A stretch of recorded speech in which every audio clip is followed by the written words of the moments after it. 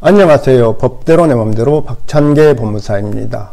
제 영상이 유익하시다면 구독을 꼭 눌러주세요. 오늘 제목은 등기 하려면 매매계약서를 공증받아야 한다고요? 국민의힘 김석기 의원의 대표 발의로 2023년 2월 24일 민법 및 부동산 등기법 일부 개정 법률안이 발의되었는데요. 개정 법률안 제안의 주요 내용은 다음과 같습니다. 최근 부동산 전세 사기가 급증하고 있는 가운데 등기소에서 요금을 받고 발부하고 있는 등기부 등본의 공신력이 확보되지 않은 문제가 발생하고 있고, 정부의 공신력을 믿고 부동산 거래를 한 세입자들의 피해가 커지고 있어 이를 보완하고 예방하기 위해서 등기부 등본의 국가 공신력 확보를 위한 입법적 조치가 필요함. 이에 부동산 등기의 공신력을 인정하기 위하여 등기 원인 증서에 대한 공증을 도입하여 등기 신청 시에 공증받은 등기 원인 증서를 첨부하도록 하여 등기관의 실질적 심사권을 부여하려는 것임. 개정안의 내용은 생략합니다. 쉽게 말해 부동산 등기를 신청할 때 공증인의 공증을 받은 매매계약서 등 등기 원인을 증명하는 정보를 첨부해야 한다는 것입니다. 부동산 등기를 신청할 때에는 등기 원인을 증명하는 정보를 제출해야 합니다. 등기 원인을 증명하는 정보란 등기 원인이 되는 법률행위 기타 법률 사실의 성립을 증명하는 정보를 말합니다. 이러한 등기 원인을 증명하는 정보에는 부동산의 표시, 등기할 사항, 당사자의 표시와 날인이 있어야 하고, 이러한 기재 또는 날인이 일부라도 누락된 정보는 등기 원인을 증명하는 정보에 해당하지 아니하고, 누락된 정보를 첨부하여 등기 신청하면 등기관은 보정명령 또는 각하할 수 있습니다.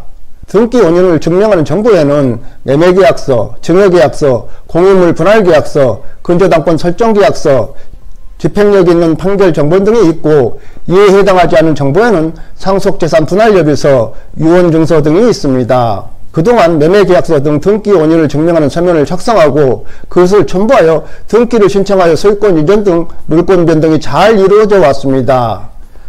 그런데 뜬금없이 부동산 등기 공신력을 인정하기 위해서 등기 원인을 증명하는 정보에 공증이 필요하다며 민법 및 부동산 등기법 일부 개정을 발의한 국회의원의 민법과 부동산 등기법에 관한 법률 지식 내지는 소양이 의심될 수밖에 없다고 할 것입니다.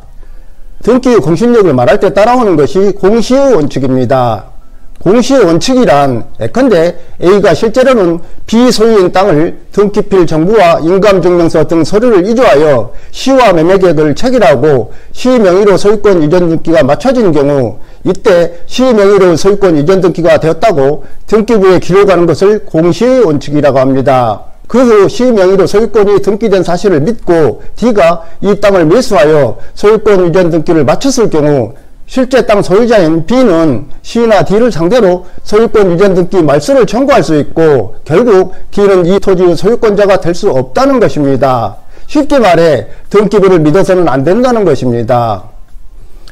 한편 이후 예에서 시 명의로 소유권 이전 등기가 된 등기부의 기록 사실을 믿고 D가 이 땅을 사서 소유권 이전 등기를 마쳤다면, 실제 땅 소유자인 B는 C나 D를 상대로 소유권 이전 등기 말소를 청구할 수 없습니다. D는 이 토지의 소유자가 되고 결국 등기부를 믿어도 된다는 것입니다. 이를 공신의 원칙이라고 합니다. 공신의 원칙을 인정하면 거래의 안전은 보호되지만 진정한 권리자의 권리가 침해된다는 심각한 문제가 발생합니다. 그래서 우리 민법은 부동산에 대하여는 공신의 원칙을 인정하지 않고 있습니다. 물론 거래의 안전을 위하여 공신의 원칙을 도입할 필요성을 주장할 수는 있겠으나, 이 제도가 도입되려면 등기의 진정성을 보장하는 장치가 선행되어야 합니다. 그렇지 않으면 진정한 권리자의 희생이 너무 크기 때문이고, 공신의 원칙이 도입되면 부실 등기에 대한 국가의 손해배상 책임이 발생할 수도 있다는 점도 문제점으로 지적되고 있습니다.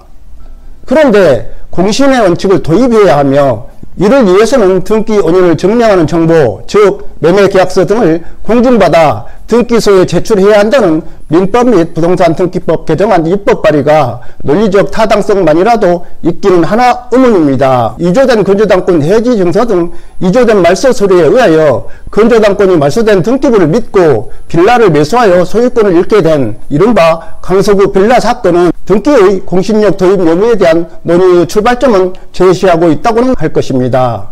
그러나 이 사례에서 등기 원인을 증명하는 정보, 즉 건조당권 해지 증서를 공증받지 않아서 이와 같은 부실 등기가 발생했다고 볼 수 있을까요?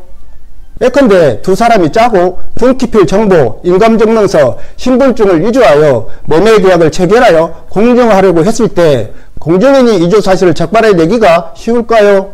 의문입니다. 이번 입법 발의는 부동산 등기 실무에 대한 몰이해에서 비롯됐다고 생각합니다. 우리나라의 임명 공증인과 인가 공증인은 숫자부터 파악하고 입법 발의했어야 합니다. 현재 428개의 공증인이 있습니다. 그것도 수도권에 집중해 있습니다. 만일 매매계약서 등 공증을 위해 매도인과 매수인이 공증사무실을 방문하는 것은 그렇다 치고 공증비용은 얼마나 내야 할까요? 현재의 법은 의사록 인증처럼 정액제로 3만원으로 해야 할까요? 아닐 것입니다. 매매 금액에 따라 공증비용도 차등을 들 것입니다. 등기 원인증서의 공증은 국민의 불필요한 비용 지출과 시간 낭비일 뿐이라는 것입니다. 오늘은 여기까지입니다. 감사합니다.